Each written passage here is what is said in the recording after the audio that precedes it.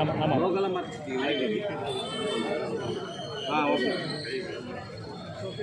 ஆமாம் ஆமாம் இல்லை அங்கே நிற்கிறவங்க கொஞ்சம் கேப் விட்டீங்களா அந்த லோக்கலாக தெரியும். லோக்கல் ஃபுல்லாக பேக்கில் பிளாக் ஆகிடுச்சு.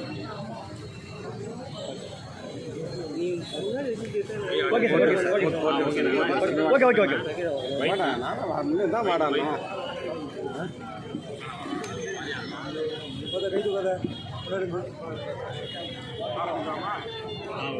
இல்லை அந்த பக்கம் இருக்கிறேன் கொஞ்சம் அங்கே பாரு.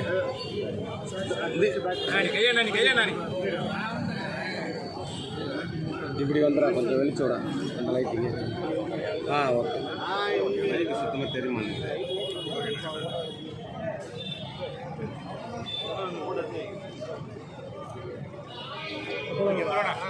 ஓகே ஓகே ஓகே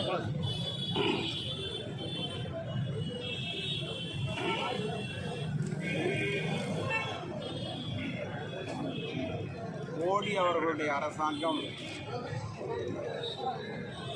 தேர்தல் ஆணையத்தோடு இணைந்து இந்தியாவில் ஒரு சர்வாதிகாரத்தை புகுத்த நினைக்கிறார். நீண்ட போராட்டத்திற்கு பிறகு 70 ஆண்டுகளுக்கு முன்பு இந்தியா சுதந்திரம் அடைந்தது. ஜனநாயக நாடாக இருந்தது. எல்லா அரசியல் கருத்துகளுக்கும் இங்கே இடம் உண்டு. எல்லா விமர்சனங்களுக்கும் இங்கே இடம் உண்டு. எல்லோரும் அவரவர் கருத்துக்களை சொல்லலாம் என்கின்ற சூழலை காங்கிரஸ் கட்சி உருவாக்கியது, ஜவஹர்லால் நேரு உருவாக்கியது. அதனால்தான் இன்றைக்கு தேர்தலே நடைபெறுகிறது. பல நாடுகளில் தேர்தல் கிடையாது, ஆனால் இந்தியாவில் தேர்தல்.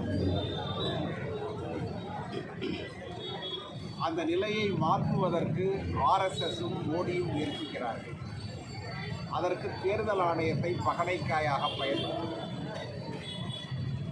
தேர்தலில் அவர்களுக்கு நம்பிக்கை இல்லை. ஜனநாயகத்தின் மீது அவர்களுக்கு நம்பிக்கை இல்லை.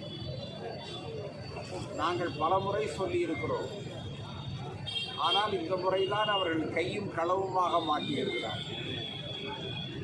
பீகாரில் 55 லட்சம் மக்களுக்கு வாக்குரிமை இல்லை என்று அறிவித்தது தேர்தல் ஆணையம். பீகார் மட்டுமல்ல, இந்தியா மட்டுமல்ல, உலகமே வியந்து போனார்கள்.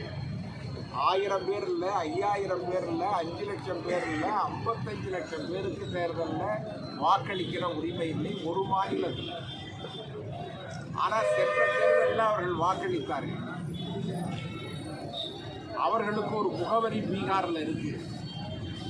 அவர்களுக்கு வீடு இருக்கிறது, வீட்டு எண் இருக்கிறது, ஆதார் அட்டை இருக்கிறது, ரேஷன் கார்டு இருக்கிறது.